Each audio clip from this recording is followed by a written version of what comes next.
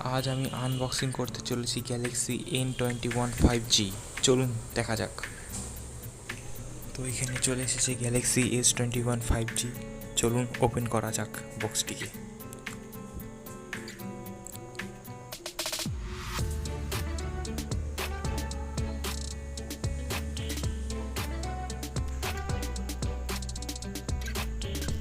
দারুণ দারুণ, সেই ফোন আর তো ক্যামেরা কোনো তুলনাই হয় না ফোনের।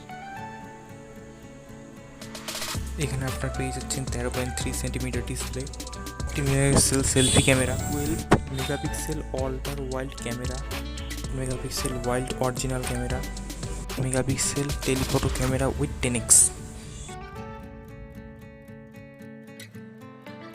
5000 mAh ব্যাটারি।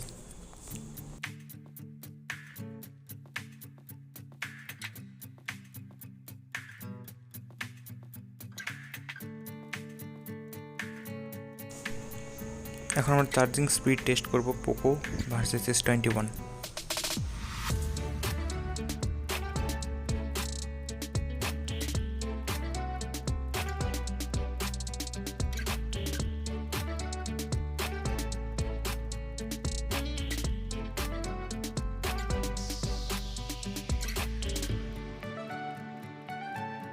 পোকোতে প্রায় হয়ে এসেছে, আর অল্প 100% হয়ে গিয়েছে। S21 আর একটু পিছনে আছে, এই হয়ে গেছে, একটু পিছনে ছিল।